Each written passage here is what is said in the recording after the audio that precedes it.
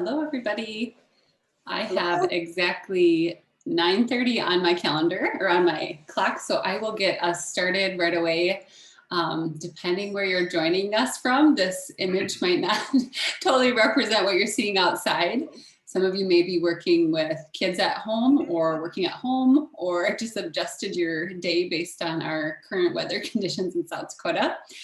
Regardless of what the weather is outside, we are super glad that you decided to continue joining us today for our second self-care series in November.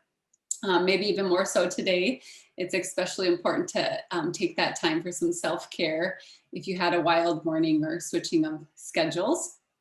If you were on last week, you heard from me, but I am Nikki Prosch, the Health and Physical Activity Field Specialist with SDSU Extension. Again, this is week 2 of our November series. We will have one more session next Friday. And last week, I guided you through a Thanksgiving themed workout. If you weren't able to join, the recording link for that should have been sent out or will be sent out very soon to access that recording. So you can go through that for the first time or for multiple times as much as you want through the month of November.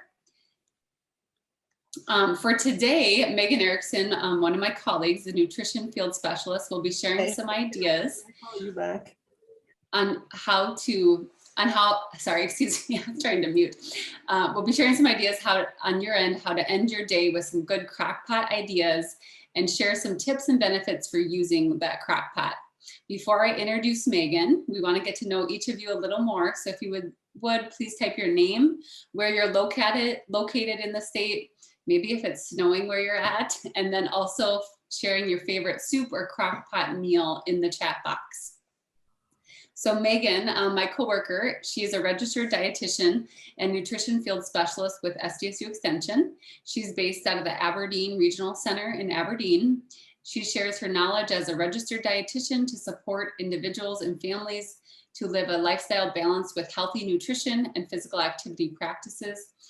Megan loves spending time with her family and friends and loves to get her kids helping in the kitchen as much as possible. She's a busy mom who truly appreciates coming home to supper already planned and ready.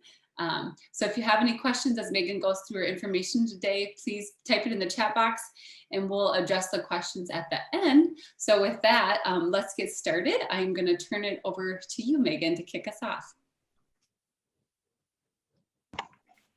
Perfect. Thanks. I know I have this picture up and I'm thinking to myself, oh my goodness, this doesn't even look like what my outside is right now.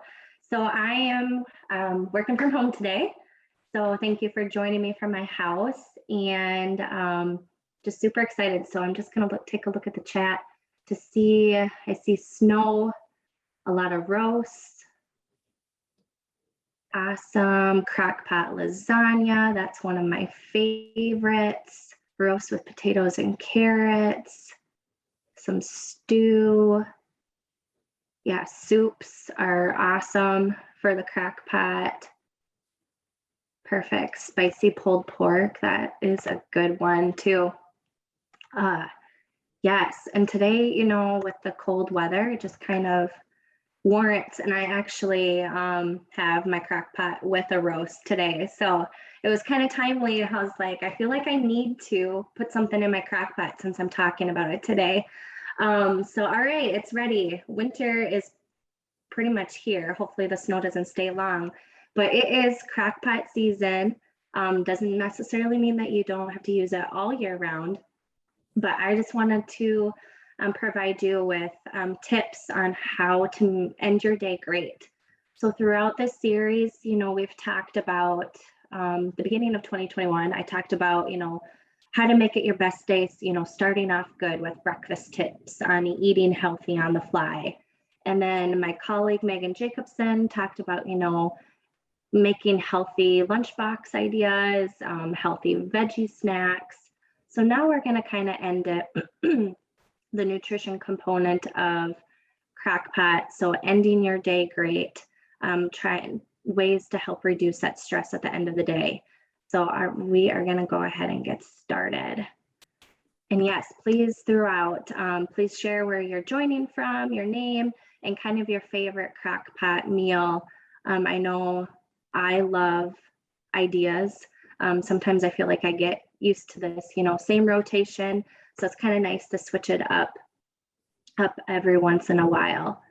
So today I'm going to be kind of talking about, okay, why I use a crock pot, or also referenced as a slow cooker. I'm also going to kind of give you some tips on preparation, things that I've done, things that my colleagues have done. And then at the end, I will provide you with some recipe ideas. These recipes I will share. I'll email out after with the recording. So don't feel like you have to write them down, or if you want to take a picture with your phone, if you need ideas for this weekend, please feel free to do that as well. Okay, I'm Marge. Okay, great. So I've included that. So Megan, my colleague Megan, and I were registered dietitians, and we've included, kind of the focus for 2021 is always trying to incorporate more vegetables into our diet. I don't know if you're like me, I struggle sometimes just to fit those in my diet, in my family's meals. So it's really never too late to start focusing on a healthier you. And really, when the 2020 dietary guidelines came out, they stated more than 80% of dietary patterns were low in vegetables. So that's really one focus area that we were trying to come up with quick and easy ideas that we can help to maybe lower, help Americans increase their vegetable intake. But also, it helps with preparing, meal planning. All this saves time and ultimately helps you to eat healthier. You're in control of the food that you're making and the portions that you are putting on your plate. So I'm going to touch on Crockpot and how it saves my family time, but also really creates yummy, quick and easy meals throughout the week or maybe the weekend. And also just creating a healthier environment for you and your family. All right, so why I wanted to touch on the importance of family meals. So family meals are they're important to me and my family. It's where I get to ask my kids how their days went, sometimes good, sometimes bad. And we love talking about where food comes from. So it's really kind of, a de-stressor. Everybody comes at the end of the day. You join a good meal, talk about how everybody's day went.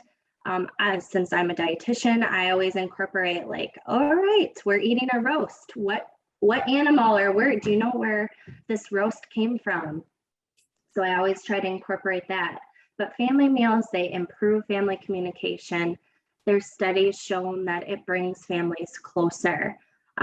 So what does your family look like? That family meals could just be with a partner, with your kids, with grandparents, and family meals. I mean, technology these days really makes it fun that you can have my mom's FaceTimed in for family meals too.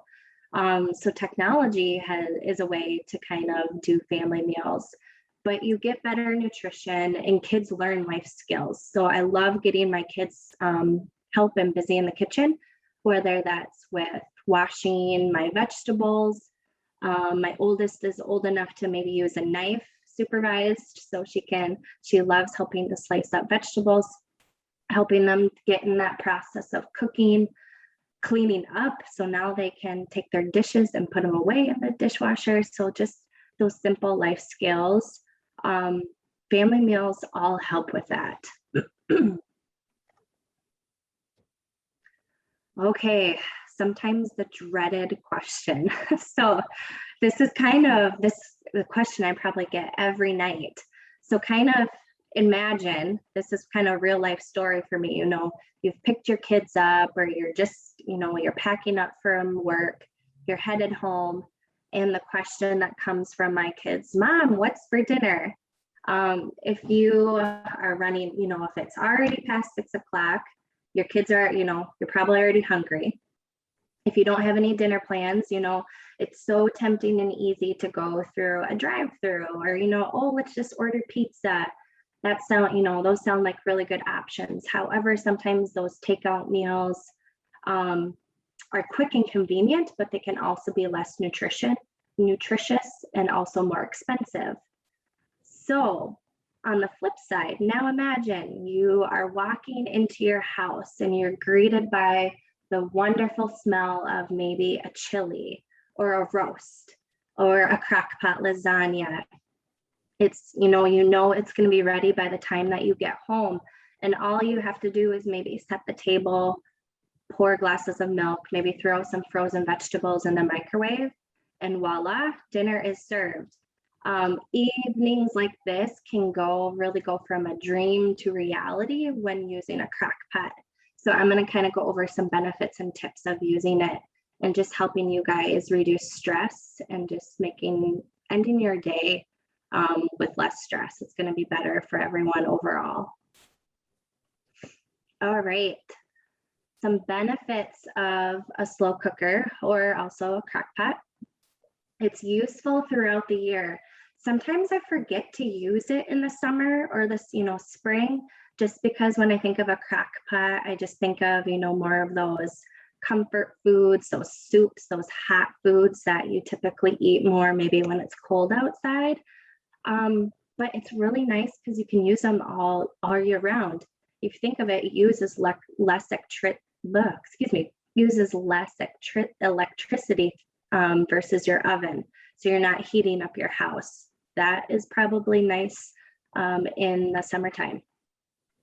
Sometimes you get to control the temperature. So if you are able to cook on a kind of a long, low temperature cooking, that is going to help tenderize your meat.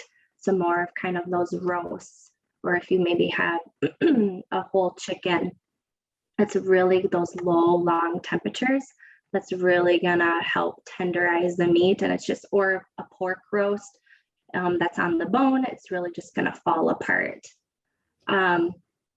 Also, this is probably one of my favorites, one-step preparation, or sometimes there's maybe a couple, but I love recipes where you can just dump. All right, you got your roast, you have some carrots, so throw in, for convenience, I just buy some baby carrots that's already raw, throw those in. You might just have to cut up some potatoes, and then you just set your timer and you can leave. You can cook a variety of foods, so it's not meant to just be for like soups or roasts. You can do stews, you can do casseroles, you can do a lot of meats. So kind of get creative. And depending on your recipe, some ingredients might need to be added towards maybe the end of your cooking time so they don't overcook and kind of become mushy. And I'll kind of go over some of those foods in my next slides. But kind of think about, take some of your favorite recipes that you're used to cooking on the stove. How can you convert them into your crock pot? And then the last one, set it and forget it. You don't have to set a timer on the stove. You don't have to constantly watch your stove and stir. I love the convenience of the crock pot where I can just set it, throw a couple ingredients in, and you're going to have a meal ready by the end of the day. Okay, some tips. So try to these are here some simple tips to kind of make the most out of this. The Crockpot's really a versatile kitchen tool. They're not just meant for winter chilies, soups, or stews, like I said. They can be used for appetizers, desserts like applesauce, side dishes, fillings for sandwiches or tacos. But it's always nice to prep your ingredients in advance if you can. I know sometimes that's hard to do with our busy schedules, but if you can chop your vegetables, maybe if you need to soak some beans, trim any fats or on your meats, try doing those over the weekend when you have a little bit more time on a Saturday or Sunday, or if there's a different day that you're off during the week, that's better for you whenever you have extra time. Trying to cut in kind of those uniform pieces just because it's going to cook more evenly. And then you just have to store your prepped foods in airtight containers in your refrigerator, and they are ready to go for whenever you need to dump to make your meal. So make ahead whenever possible. So sometimes if I have time in the evenings, I'll prep everything the night before and put it in my crock pot and then just put that in my refrigerator.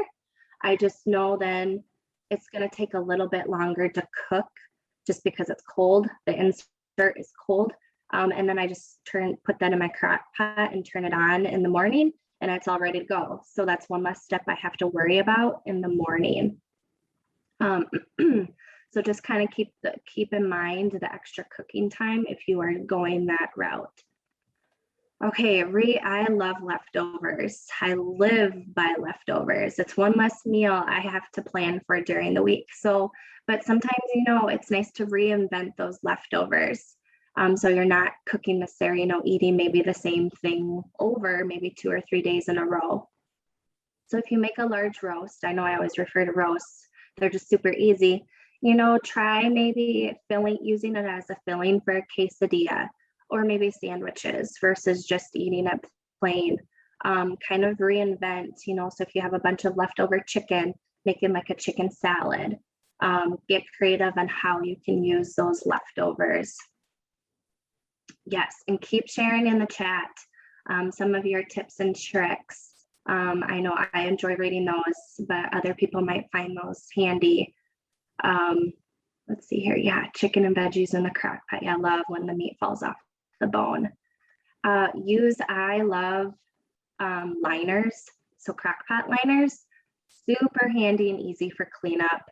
If you don't have any, just be sure to spray beforehand. That's just going to make cleanup a little bit easier, but they do make liners. So all you have to do is pick up the liner and throw it away and just a gentle wash, and your cleanup is a lot easier. And then bulk cooking. Crock pots are great. I love throwing in just a whole bunch of chicken breasts and just cook up. I typically sometimes do this on a Saturday. So then I have a whole bunch of shredded chicken, and then I individually pack them into frozen bags and throw them in my freezer. So then when I am making a recipe and that calls for shredded chicken, I can just pull out some that's already pre-measured, it's already cooked, and just defrost it, and it's ready to go. So crock pots are also really great for some of that bulk cooking, or if you're bulk cooking taco meat. Those are some other helpful tips. Okay, food safety. So part of my job also is educating people on nutrition and some of the tips and tricks of cooking, but also food safety is another essential, important piece in the kitchen. So, it seems obvious, but always, have a clean space, making sure your counters are nice and clean. Prepare your meat and vegetables separately. So that kind of eliminating that cross-contamination, making sure you're using a separate cutting board, different for your meat versus your vegetables. That's going to reduce your risk for any food poisoning. Also, be sure that your food fits. Sometimes we like to cram as much as we can into our crock pot, but try to fill it no less than half full, and then no more than 2/3 full. Cooking too little or too much time or too much really can affect the cooking time, the quality, and also safety if it's filled too full, just because it might not reach that high enough temperature quick enough. So just kind of keep that in mind as far as how much you're putting into your crock pot. That really affects not only the food itself, but the cooking time and the quality of it as well. I know it's really tempting. If you have a clear lid, it's easy to see in there, but try to keep the lid on as much as possible. Keep that heat contained. I know it's really nice to lift it up and smell it and just to check on it. Sometimes you may have to stir it, but just try to keep the lid on as much as possible just so it can keep that internal temperature. Store leftovers. So if you do cook enough to have leftovers, be sure to store those within 2 hours. You know, again, that food safety, we don't want any foods to be in kind of what I call that danger zone where bacteria can grow. So store leftovers. And then the last tip is you don't want to reheat food in a crock pot just because it's not going to reach a high enough temperature quick enough to heat the food fast enough. So try to avoid, use your microwave or an oven. Just try to avoid reheating food in the crock pot. So those are some kind of my food safety tips. Other helpful tips. Some recipes require that you kind of brown or sear your meat. That's kind of a no-go with a crock pot. So if that is one step that you have to do, just know that you can't do that in a crock pot. It's so easy to throw in extra vegetables in some recipes. So don't forget your veggies. And you can include a variety. So if your recipe calls for one, maybe just try adding a few extras that you know that can spice it up a little bit. A good tip is place your meat on top of your vegetables. So if you're doing chicken or a roast, put your vegetables on the bottom just because they're going to take longer to cook versus your meat. So it's always nice to put your vegetables first, then your meat, and then kind of any seasonings that you want. That's really going to help. Some vegetables like your tomatoes, your peppers, maybe peas or summer squash, maybe add those more towards the end of the cooking time, just because they can get a little bit more mushy easier. So if you know you're going to be cooking for maybe that 6 to 8 hours, maybe try, depending on, maybe you want them soft and mushy. So depending on what you are aiming for, sometimes it's nice to add those at the end of your cooking time. Rice and pasta, those can be, you know, somebody mentioned Crockpot lasagna. You can cook your pasta and your rice on your stove and then add them to your Crockpot at the end of the cooking time, just enough to heat it through. I've seen recipes where you can add your pasta before cooking. Just kind of keep in mind of how long it takes. I would suggest not adding if you're cooking it all day long, don't add your pasta right away just because it is going to be mush by the end of the day. So that may be something that you want to keep in mind. Liquid is important in a crock pot. So if an original recipe doesn't include any liquid, sometimes it's nice to add a half a cup of water just to produce some steam while cooking. So just look at your recipe to see if there's any liquid that needs to be added. Especially soups that need to be thickened. So if you want to thicken your soup, you know, with like a cream, a sour cream, maybe some shredded cheese, sometimes a mixture of cornstarch and cold water.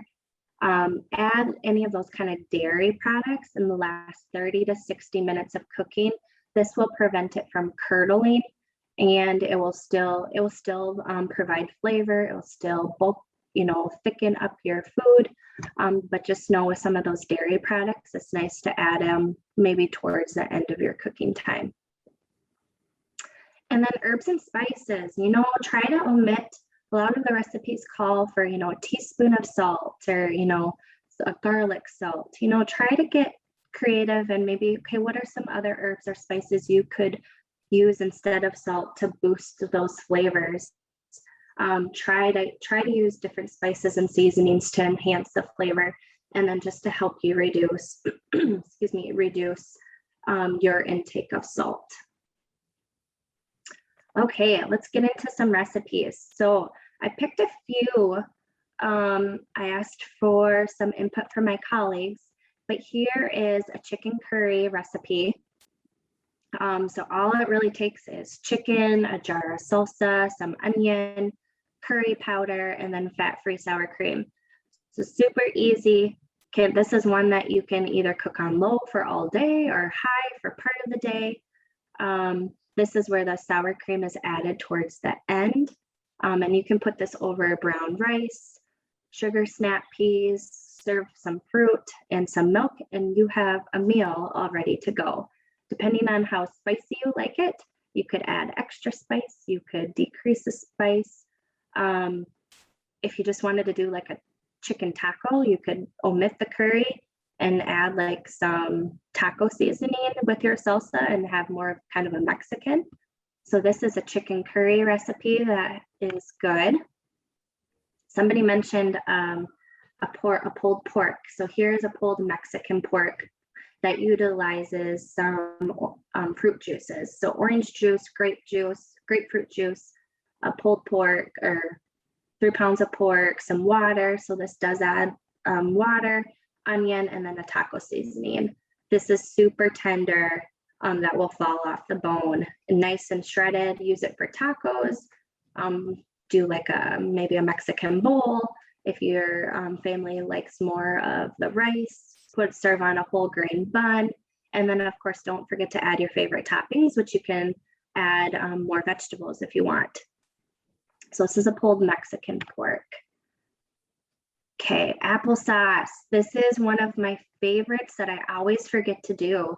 And it's so easy, just to peel and core your apples with some water and cinnamon, throw it in the crock pot, and you have homemade applesauce.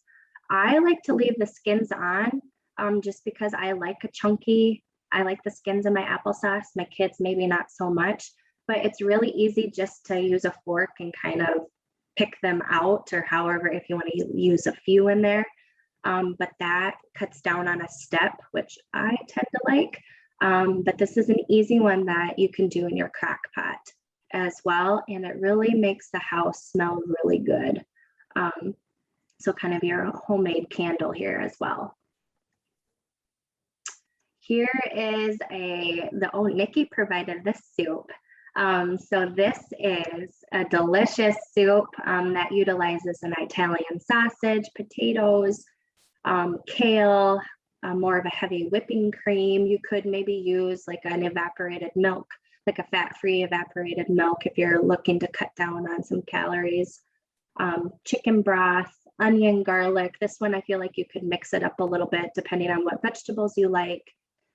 This calls for bacon, but if you didn't want to add the bacon, if you're looking to cut that out, a lot of these recipes are really versatile in what you can mix and match. So this is another soup recipe, which would be perfect for today. And the kale is what you would want to add at the end, because that's not going to take long to cook and you don't want it to become super mushy. Okay, I'm nearing the end. So I just wanted to kind of highlight everything. So meal plan to help reduce that stress. You know, using a crock pot is really going to help it. They're so versatile. Don't just get stuck in, you know, the soup or the stew. They're really, you can use them for so many other meals. Always remember your veggies. Recipes are really great to alter, to add more vegetables. Don't forget your food safety when incorporating and using your crock pot. And I encourage you to make one small goal. So within the next week. So whether that's you are going to prep some vegetables for a crock pot, if you're going to plan a crock pot meal, if you are going to have your family help. So what's one small goal that you can incorporate this week to help reduce your stress in kind of planning your meals? And with Thanksgiving coming up, I wanted to end with a funny quote I found. Vegetables are a must on a diet. I suggest carrot cake, zucchini bread, and pumpkin pie. So all foods fit in moderation. Okay, here is my contact information, but just a reminder that I will be sending out recipes with the recording. So as long as you're registered for the series, you'll receive those as well. Okay, so I haven't looked at the chat, so I don't know if there is any questions. Awesome, thanks, Megan. I haven't seen many questions come in. I think getting a lot of feedback. Yeah, Tina, I see Tina has a question. Any info on starting with frozen chicken? You know, before looking into this, I always threw frozen chicken in, a frozen roast, but in actually looking, you just want to be careful with the food safety, just because sometimes cooking from frozen, your food is kind of in that danger zone, you know, anywhere between that 40 and 140 degrees is where you got to be careful. So sometimes it's nice to cook on high for an hour and then turn it down to low. That can help reduce some of that food safety risk. But it is really nice to throw in frozen chicken. Just be careful and know that there is a risk for food safety. Great question.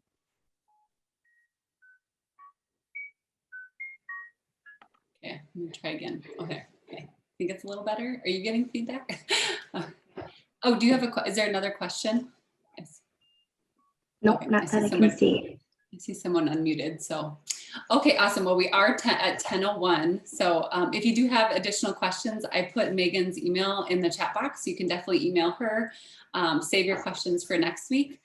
Thanks for joining us for this second session. We're so glad you did. We hope you stay safe in this weather. Next week, our presenter is going to talk a little more about mindfulness and giving thanks to you as yourself as an individual and having self-compassion. So we'll talk about that next Friday. In the meantime, take care, stay safe, and Megan will be following up with the recipes. So thanks for joining, everyone. Yeah.